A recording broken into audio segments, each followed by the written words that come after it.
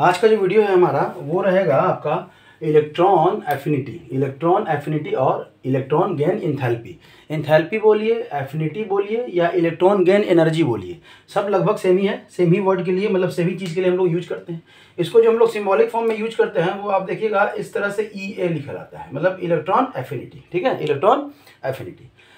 इसका एफिनिटी मतलब जाहिर सी बात है, चाहत होता है, लेना होता है, किसी चीज़ को लेना। अब किसको लेना, तो इलेक्ट्रॉन का एफिनिटी है तो इलेक्ट्रॉन को लेने का टेंडेंसी। ठीक है, इसका जो डेफिनेशन है आपका वो है कि the amount of energy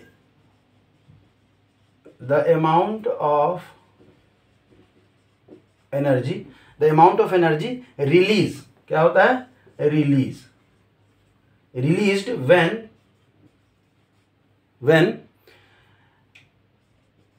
N electron, an ये याद रखिएगा, एन मतलब एक इलेक्ट्रॉन की बात कर रहे हैं, क्योंकि अभी थोड़ी देर के बाद हमारा कुछ और हम लोग इलेक्ट्रॉन की चर्चा करेंगे। ठीक है, एन इलेक्ट्रॉन इज एडेड कहाँ added, to the valence shell, ठीक है, to the valence shell of an isolated gaseous atom is known as electron gain enthalpy. ठीक है, मतलब एक इलेक्ट्रॉन लेना है, एक इलेक्ट्रॉन हम लेने की बात कर रहे हैं, तो कोई एलिमेंट X है गैसियस स्टेज में और वो एक इलेक्ट्रॉन क्या किया, गेन किया, और आपका क्या बन जाएगा, नेगेटिव। तो इसमें जो एनर्जी रिलीज होगा उसको हम लोग क्या कहते हैं, एक्टिवेशन एनर्जी। क्या कहते हैं, एक्टिवेशन एनर्जी कहते हैं। मतलब एग्जाम्पल के रूप में देखें तो क्लोरीन जो है वो अगर गैस है, क्लोरीन तब है आपका क्या है, इलेक्ट्रॉन एक गेन करेगा तो वो क्या बनेगा, क्लोरीन। मतलब एनायन कहने का मतलब हो सकता है कि ये एनायन बनने का एनर्जी है, क्योंकि एक इलेक्ट्रॉन लेने को तो एनायन ही बनेगा ना। तो एक इलेक्ट्रॉन सिर्फ, हम देखिए हमेशा क्या बोल रहे हैं, एक बोल रहे हैं, क्योंकि एक इलेक्ट्रॉन लेने में ही एनर्जी रिलीज करता है। एक के बाद दूसरा, तीसरा, चौथा या जितना भी इलेक्ट्रॉन लेगा उन सब में एनर्जी क्या करेगा, एब्जॉर्ब करेगा। कैसे करेगा वो हम लोग आगे देखेंगे। फिलहाल तो हम लोग एक इलेक्ट्रॉन की बात कर रहे हैं, तो वो एनर्जी क्या हो रहा है, रिलीज हो रहा है। एनर्जी क्या हो रहा है, रिलीज हो रहा है। ठीक है, तो हम लोग यहाँ कह सकते हैं कि एक इलेक्ट्रॉन, पहला इलेक्ट्रॉन लेने का जो हमारा ये टेंडेंसी है वो क्या है, एक्सोथर्मिक रिएक्शन है। पहला इलेक्ट्रॉन जो हम लोग लेंगे तो वो क्या होगा, एक्सोथर्मिक होगा। तो हम लोग कह सकते हैं कि जनरली क्या है आपका, जनरली फर्स्ट इलेक्ट्रॉन गेन, मतलब पहला इलेक्ट्रॉन लेने का, ठीक है, first electron gain process, first electron gain enthalpy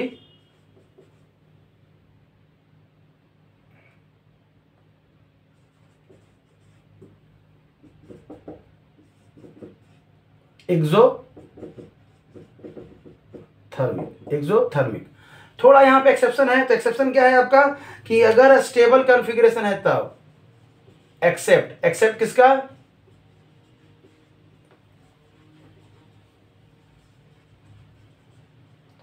अगर स्टेबल कॉन्फ़िगरेशन है आपका और कितना है, नोबल गैस की अगर हम लोग बात करें तो उनका फर्स्ट इलेक्ट्रॉन गेन एंथैल्पी जो है ना वो एक्सोथर्मिक नहीं होगा।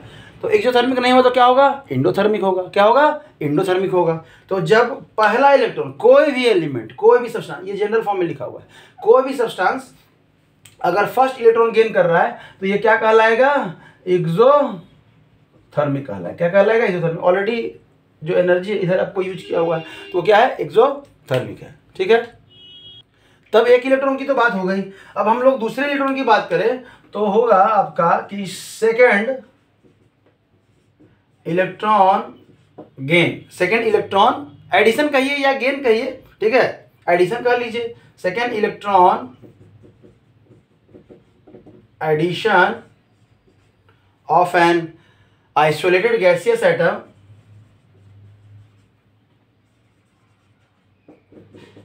इज ऑलवेज, क्या लिखा है, ऑलवेज इंडोथर्मिक। ऑलवेज क्या होगा, इंडोथर्मिक होगा। मतलब पहला इलेक्ट्रॉन गेन करना, मतलब ये एक एलिमेंट है, ये पहला इलेक्ट्रॉन क्या किया, आपका गेन किया, ये क्या बन गया, एक्स माइनस। ये कौन सा प्रोसेस है, एक्सोथर्मिक थर्मिक, अगर ये नोबल गैस और अस्टेबल कॉन्फ़िगरेशन वाला एलिमेंट नहीं है तब, ठीक है। तो एक्सेप्शन था वो, तो उसकी बात नहीं। जैसे यही एलिमेंट एक इलेक्ट्रॉन ले लिया है, क्या ले लिया है, एक इलेक्ट्रॉन ले लिया है। अब जब ये दूसरा इलेक्ट्रॉन लेगा तो ये क्या बनेगा, 2-, और ये अब क्या होगा,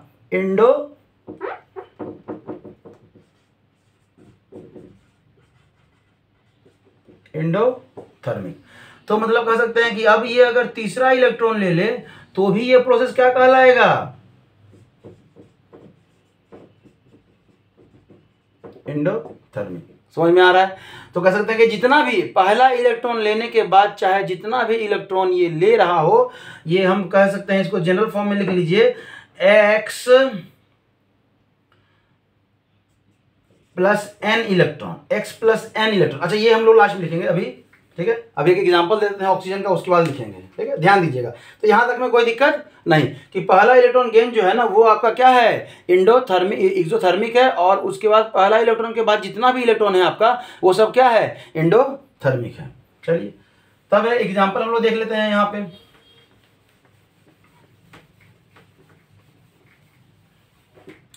अगर हम लोग बात करते हैं ऑक्सीजन एटम की, ऑक्सीजन क्या है, 2 इलेक्ट्रॉन लेता है। तो ऑक्सीजन की अगर बात करें तो ये जो पहला इलेक्ट्रॉन लिया तो ये क्या बन गया, O- बन गया।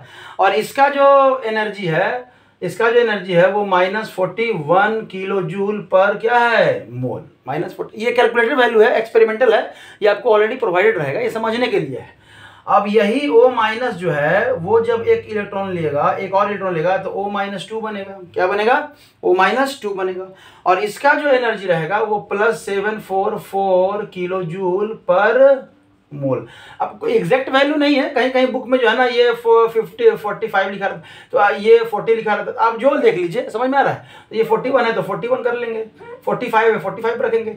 समझना ये है कि अगर ओवरऑल की बात करें, अगर इसके ओवरऑल इस रिएक्शन को अगर हम लोग ऐड कर दें तो क्या होगा, 2 इलेक्ट्रॉन होगा ये और ये कट जाएगा, ठीक है, तभी क्या आएगा, -2 आएगा। तो ये दोनों एनर्जी क्या हो जाएगा, ऐड हो जाएगा, दोनों एनर्जी क्या हो जाएगा, ऐड हो जाएगा। तो ये किलो जूल पर मोल तो रहेगा ही रहेगा। और यहाँ पे ऐड होने के बाद क्या बचेगा, ये 4 और ये आपका 0 और ये आपका 6 प्लस में इतना किलो जूल। देखिए ये नेगेटिव में ये पॉजिटिव में है तो माइनस होगा ना, माइनस कर रहे हैं, लेकिन यहाँ पे हम लोग कर क्या रहे हैं, एडिशन कर रहे हैं तभी ना माइनस हो रहा है। और ओवरऑल जो एनर्जी है आपका, ओवरऑल एनर्जी क्या आया, पॉजिटिव में आया। क्या आया, पॉजिटिव में आया। मतलब ओवरऑल की बात करें, अगर ओवरऑल की बात करें तो इलेक्ट्रॉन गेन एंथैल्पी, एक से ज्यादा अगर इलेक्ट्रॉन गेन हो रहा है तो वो हमेशा ही क्या होगा, एंडोथर्मिक होगा। वो हमेशा ही क्या होगा, एंडोथर्मिक होगा। ठीक है, हमेशा ही क्या होगा, एंडोथर्मिक। एक से ज्यादा इलेक्ट्रॉन अगर हो रहा है तब इसको हम लोग जनरल फॉर्म में अगर लिखना चाहें तो यहाँ पे n इलेक्ट्रॉन और यहाँ पे कर देंगे x का पावर -n, और ये हमेशा क्या रहेगा, एंडोथर्मिक। यहां तक में किसी को कोई दिक्कत नहीं। आगे बढ़ते हैं। मतलब यहां से हम लोग अगर बुक में लिखा रहता है, कहीं कहीं लिखा रहता है कि जितने भी पॉली आपको क्या है, नेगेटिव आयन, पॉली नेगेटिव, जितने भी पॉली नेगेटिव आयन है उनका जो फॉर्मेशन है, क्या है, फॉर्मेशन है, वो हमेशा क्या होगा, एंडोथर्मिक। ऐसा होता क्या है, देख लीजिएगा। ऐसा होता इसलिए कि एक इलेक्ट्रॉन लिया, इस पे क्या आ गया, माइनस आ गया। अब है क्या हो गया, इसका साइज बड़ा हो गया, साइज क्या हो गया, बड़ा हो गया। और चूंकि अब जो इलेक्ट्रॉन जो ये आएगा ना, ये जो इलेक्ट्रॉन आएगा तो इस पे नेगेटिव चार्ज, ऑलरेडी इस पे क्या है, नेगेटिव चार्ज बढ़ गया, तो क्या होगा, रिपल्सन होता है। क्या होता है, रिपल्सन होता है। रिपल्सन हो गया, ये इलेक्ट्रॉन और इस इलेक्ट्रॉन का जो पहले से प्रेजेंट है उसका रिपल्सन तो बढ़ ही गया, प्लस आपका साइज क्या हो गया, एनायन का साइज क्या हो गया, बड़ा हो गया। जितना बड़ा ये था उससे तो ये बड़ा हो गया। अब जब साइज बड़ा हो गया तो अट्रैक्शन न्यूक्लियस से क्या हो गया, कम हो गया। और इलेक्ट्रॉन जब भी आता है तो वो न्यूक्लियस के अट्रैक्शन के कारण ही आपके वो वैलेंस इलेक्ट्रॉन में आता है। समझ में आ रहा है। इसलिए हम लोग पढ़ेंगे पीरियोडिक टेबल में कि जो ज्यादा बड़ा एलिमेंट है वो इलेक्ट्रॉन को जल्दी रिलीज, मतलब इलेक्ट्रॉन जल्दी गेन नहीं करता है। क्या करता है, इलेक्ट्रॉन जल्दी गेन नहीं करता है। तो ये 2 फैक्टर है। एक तो इसका साइज जो है ना बड़ा हो गया, साइज जो है वो x माइनस का x से बड़ा होता है, हम लोग लास्ट वीडियो में देखे थे, ठीक है। प्लस आपका इलेक्ट्रॉन क्या हो गया, दूसरा जो हो गया आपका इलेक्ट्रॉन क्या हो गया, आपका रिपल्सन जो है वो इंक्रीज कर गया। ये दोनों फैक्टर जो है ना मिल के क्या करता है, दूसरा इलेक्ट्रॉन को आने नहीं देता है, और तब हमको बाहर से एनर्जी सप्लाई करना पड़ता है, और तब बाहर से एनर्जी सप्लाई किए तो वो क्या कहलाता है, एंडोथर्मिक, एंडोथर्मिक। ठीक है, तब है यहाँ पे आपका कि जो इलेक्ट्रॉन एफिनिटी है, क्या है, इलेक्ट्रॉन एफिनिटी। ठीक है, इलेक्ट्रॉन जो एफिनिटी है, एफिनिटी, इलेक्ट्रॉन एफिनिटी जो है वो आपका न्यूट्रल एटम का, न्यूट्रल एटम की बात कर रहे हैं। ठीक है, मतलब इसकी बात कर रहे हैं। न्यूट्रल एटम का जो है ना क्या होता है, इक्वल होता है किसके, उसके आयोनाइजेशन एनर्जी के, is equal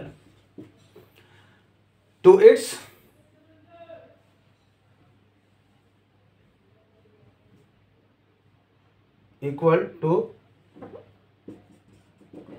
it's ionisation energy या आयोनाइजेशन पोटेंशियल या आयोनाइजेशन एंथैल्पी ऑफ एटम के। ठीक है, अब ये क्या बोल दिए, अब जरा इसको देखते हैं हम लोग, इसको एग्जांपल समझने की कोशिश करते हैं।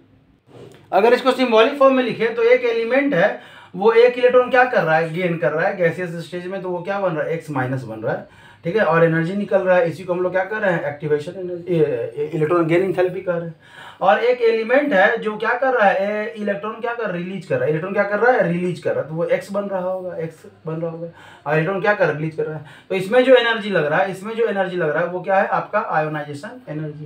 देखिए यहाँ लिखी चाहे यहाँ लिखी, बात बराबर है। ठीक है, कहने का मतलब ये एक ही एलिमेंट इलेक्ट्रॉन ले रहा है और एक ही एलिमेंट इलेक्ट्रॉन क्या कर रहा है, लूज कर रहा है। तो हम लोग अगर कह सकते हैं सिंबॉलिक फॉर्म में इन दोनों को एक साथ, इन दोनों को क्या है, एक साथ कहेंगे। तो इधर से अगर इधर जा रहा है तो ये एक्स आपका यहाँ पे क्या कर दीजिए, आप इलेक्ट्रॉन प्लस कर दीजिए, तो यहाँ पे क्या हो रहा है, ये इलेक्ट्रॉन एनायन बन रहा है, और आप क्या कर दीजिए, इधर से इधर कर दीजिए। ठीक है, तब क्या होगा, तब यहाँ पे ये क्या बन जाएगा, ये सेम ही है, इलेक्ट्रॉन क्या करेगा, यही लूज करके ये बन जा रहा है। तो ऊपर में हम लोग क्या लिखेंगे, ये, और नीचे में क्या लिखेंगे, आई, जो मतलब नीचे यहाँ से इधर आने में जो एनर्जी लगा वो क्या है, आयोनाइजेशन एनर्जी, और इधर से इधर आने में जो लगा वो क्या है, इलेक्ट्रॉन गेन एंथैल्पी। अब एक सर इलेक्ट्रॉन लूज कर, अगर इलेक्ट्रॉन लूज करते हुए अगर हम लोग दिखलाएं, तो कहने का मतलब अगर इस तरह से हम लोग बनाएं, इस तरह से हम लोग कर सकते हैं कि एक एलिमेंट है वो क्या किया, इलेक्ट्रॉन लूज करके पहले क्या बन गया, कैटायन बन गया। ठीक है, इलेक्ट्रॉन लूज करके क्या बन गया, कैटायन बन गया। और यही कह सकते हैं कि इधर से अगर चलें तो इलेक्ट्रॉन गेन करके क्या बन गया, ये न्यूट्रल एलिमेंट्स बन गया।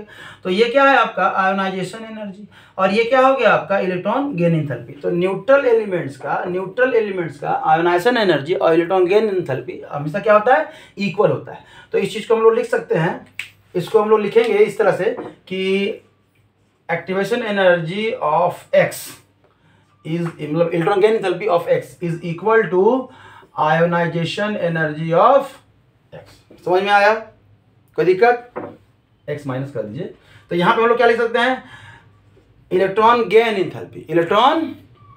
Gain enthalpy of x plus is equal two electron, मतलब क्या है, आयोनाइजेशन एंथैल्पी ऑफ एक्स। समझ में आया, कोई दिक्कत नहीं। और सब ये गैसियस फेज में है, ये क्या होता है, गैसियस फेज में है, तो यहाँ पे आप सबको गैस लगा दीजिए सब में, ये तो आयन है आपका। समझ में आ रहा है, कोई दिक्कत नहीं।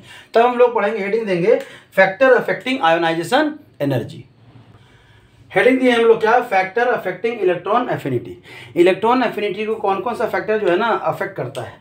तो सबसे पहला जो आएगा आपका, सबसे जो पहला आएगा वो आएगा आपका एटॉमिक साइज। एटॉमिक साइज, अगर एटॉमिक साइज की बात करें तो देखिए जैसे जैसे नंबर ऑफ सेल बढ़ता चला जाता है, नंबर ऑफ सेल आपका, मान लेते हैं एक एलिमेंट है जिसका एक सेल है, तो यहाँ से अट्रैक्शन ज़्यादा, यहाँ है तो इसका अट्रैक्शन थोड़ा सा कम हुआ, 3 सेल वाला है तो इस लास्ट इलेक्ट्रॉन का अट्रैक्शन कम हुआ, 4 सेल वाला है, मतलब कहने का मतलब जैसे जैसे नंबर ऑफ सेल बढ़ेगा आपका साइज क्या होगा, इंक्रीज करेगा। तो इलेक्ट्रॉन से जो आपका डिस्टेंस कह सकते हैं आपका न्यूक्लियस का क्या होगा, आउटर मोस्ट से बढ़ेगा। अब डिस्टेंस बढ़ेगा तो अट्रैक्शन क्या होगा, डिक्रीज करेगा, तो इलेक्ट्रॉन लेने का टेंडेंसी क्या होगा, डिक्रीज करेगा। तो कहने का मतलब इलेक्ट्रॉन गेन एंथैल्पी जो है वो क्या होता है, directly proportional to 1 upon atomic size के, डायरेक्टली प्रोपोर्शनल टू 1 बटा एटॉमिक साइज। फिर से अगर इन्वर्सली लिखेंगे तो आप ऐसे लिखिए, ठीक है, एटॉमिक साइज। समझ में आया? कोई दिक्कत? मतलब जैसे जैसे आपका साइज बढ़ेगा, तो ये होता क्या है, ये होता इसलिए है कि आपका ये देखिए जो एटॉमिक साइज है, अगर हम लोग एटॉमिक साइज की बात करते हैं, हम लोग अगर एटॉमिक साइज की बात करते हैं, तो एटॉमिक साइज जो है वो डिपेंड कर रहा था, किस पे डिपेंड कर रहा था? डायरेक्टली प्रोपोर्शनल था किसके?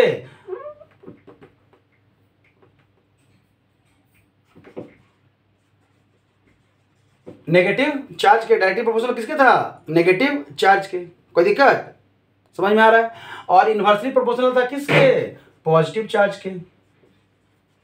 पॉजिटिव चार्ज के। या कह सकते हैं हम लोग कि एटॉमिक साइज जो है, एटॉमिक साइज जो है वो क्या है आपका? Inversely proportional. क्या है? Inversely proportional. या कह सकते हैं कि डायरेक्टली प्रोपोर्शनल था किसके? 1/z इफेक्टिव के। किसके? 1/z इफेक्टिव के, या nuclear charge, effective nuclear charge के। समझ में आया? अब देखिए ये क्या है, इसका उल्टा रिलेशन है, इसका और इसका उल्टा रिलेशन है, और इसका और नेगेटिव चार्ज का क्या रिलेशन है? सीधा रिलेशन है। तो ये दोस्त दोनों, और दोस्त का दुश्मन क्या होता है? दुश्मन। समझ में आ रहा है? ये दोस्त का दुश्मन क्या होता है? दुश्मन। तभी क्या है आपको समझना है कि इनका क्या है? उल्टा रिलेशन, और इसका क्या है? इसका सीधा रिलेशन। मतलब इसके साथ जो होगा वो क्या हो जाएगा? उल्टा रिलेशन होगा नेगेटिव चार्ज का। और तब इसके साथ इसका क्या है? उल्टा रिलेशन, और इसके साथ इसका भी क्या है? उल्टा रिलेशन। तो दुश्मन का दुश्मन दोस्त। ठीक है? दुश्मन का दुश्मन क्या है? दोस्त। तो ये क्या हो जाएगा? Positive charge. कहने का मतलब हम इसलिए इस तरह से आपको कंपेयर कर दे रहे हैं कि अगर एक बार एक एटॉमिक साइज को आप याद कर लिए हैं और एटॉमिक साइज के साथ इसका रिलेशन जान गए हैं, तो आप आसानी से समझ सकते हैं। तो यहाँ पे देखिए एटॉमिक साइज का रिलेशन क्या है? उल्टा रिलेशन है। तो यहाँ पे अगर हम बात करें इलेक्ट्रॉन गेन एंथैल्पी का, तो क्या हो जाएगा? डायरेक्टली हो जाएगा, क्योंकि दुश्मन का दुश्मन क्या होता है? दोस्त होता है। ये याद रखिएगा। ठीक है? दुश्मन का दुश्मन दोस्त। समझ में आ रहा है? मतलब अगर आप अच्छे आदमी हैं तब, बुरे आदमी हैं तो दुश्मन का दुश्मन तो फिर आपका दोस्त नहीं होगा ना, दोस्ती हो जाएगा, दोस्त का दुश्मन दोस्त हो जाएगा आपका। ऐसा नहीं है। समझ में आया? इसमें कोई दिक्कत नहीं। अब है कि अब ये इफेक्टिव न्यूक्लियर चार्ज क्या है हम लोग ऑलरेडी डिस्कस कर चुके हैं। आपका पॉजिटिव चार्ज, कैटायन, एनायन, ये सब हम लोग डिस्कस कर चुके हैं। डायरेक्टली यहाँ पे हम लोग क्या देखें? रिलेशन देखें। तब हम लोग बात करते हैं स्टेबिलिटी की। अब देखिए स्टेबल मतलब हाफ फील्ड रहे और वाइटल, या क्या रहे? फुल फील्ड रहे। और हाफ फील्ड फुल फील्ड क्या होता है? स्टेबल होता है। तो हम कहेंगे कि इलेक्ट्रॉन गेन एनर्जी जो है, इलेक्ट्रॉन क्या है? गेन एनर्जी जो है वो किसका है? Electron gain energy, electron gain enthalpy of element is क्या होता है? लेस। एलिमेंट इज किसका? Element of electron gain enthalpy of element having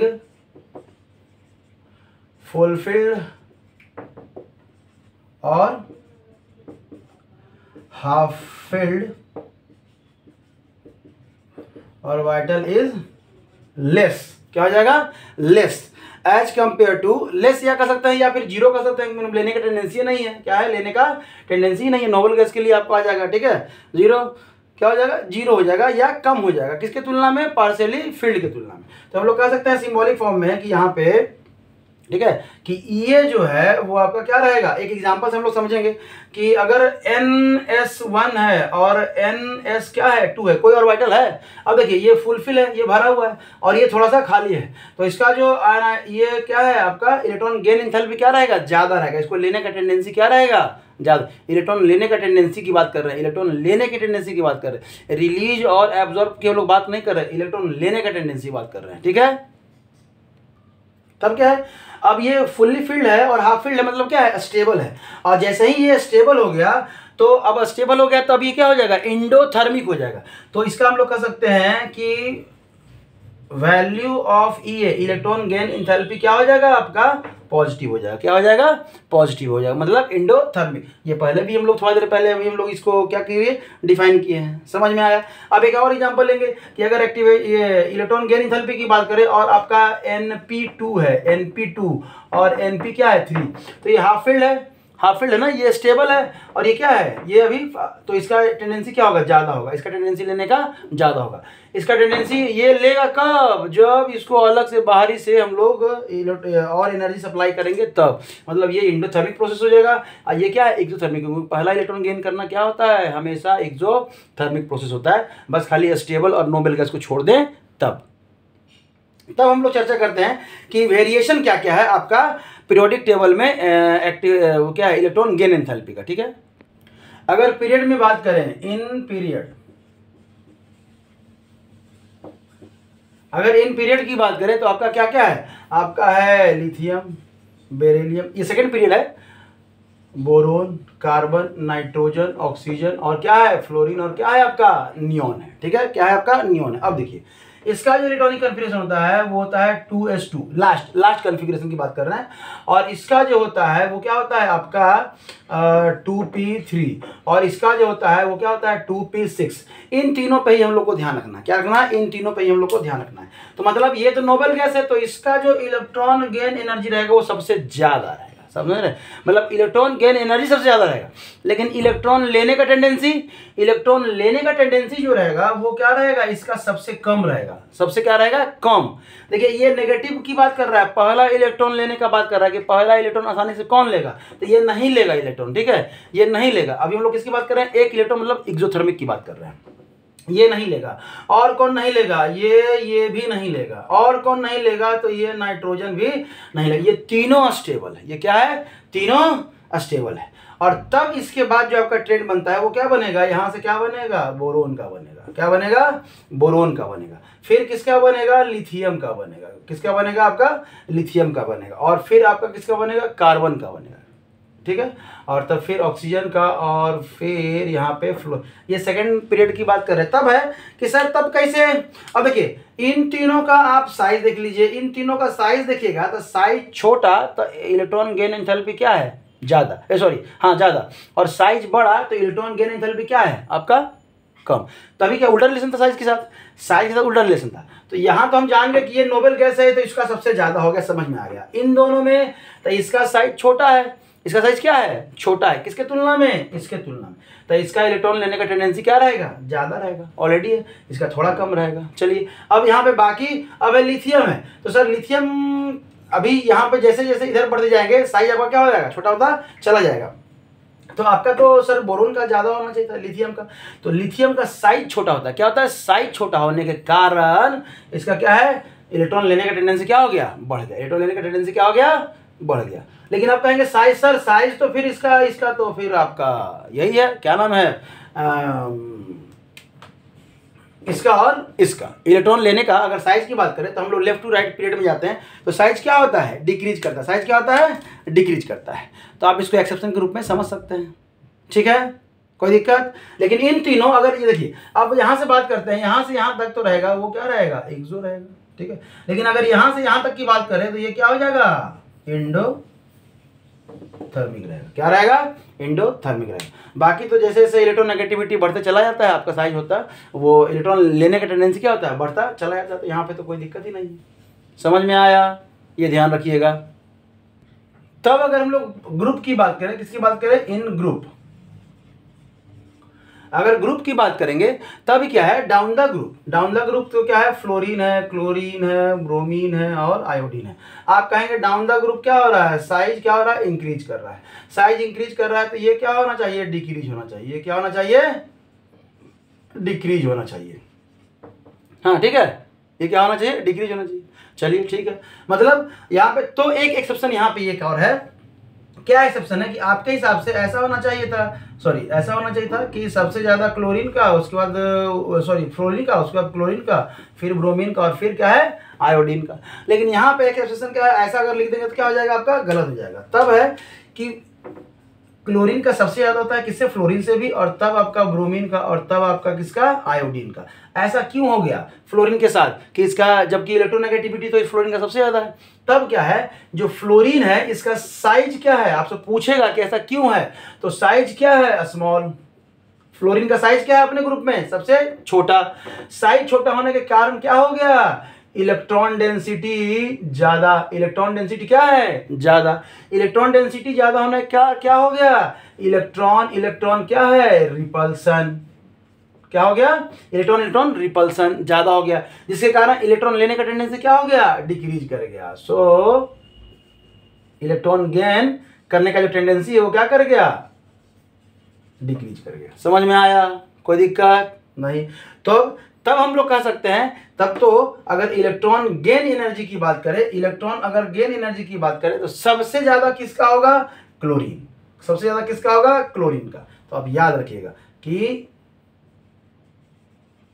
highest electron gain जो टेंडेंसी है या एंथैल्पी है वो किसका ज्यादा होगा?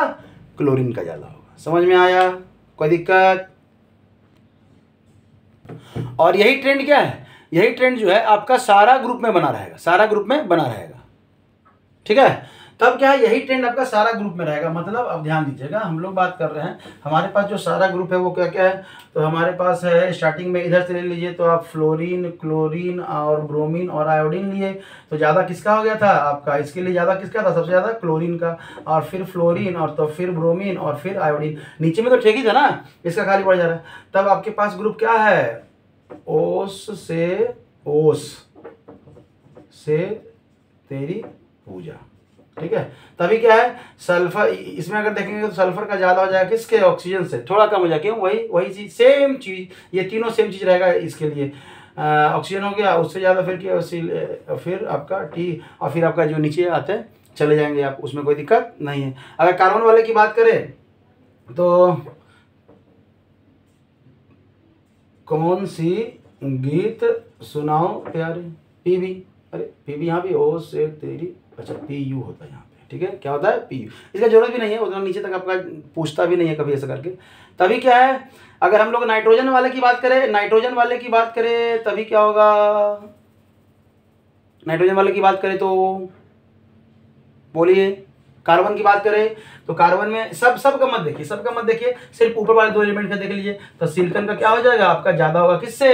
कार्बन से। यहाँ पे सल्फर का क्या हो जाएगा? ज्यादा हो जाएगा किससे? ऑक्सीजन के। यहाँ पे क्लोरीन का ज्यादा हो जाएगा किससे? फ्लोरीन से। समझ में आया? बस यही याद रखिएगा, बाकी तो ट्रेंड आपको पता ही है। ठीक है?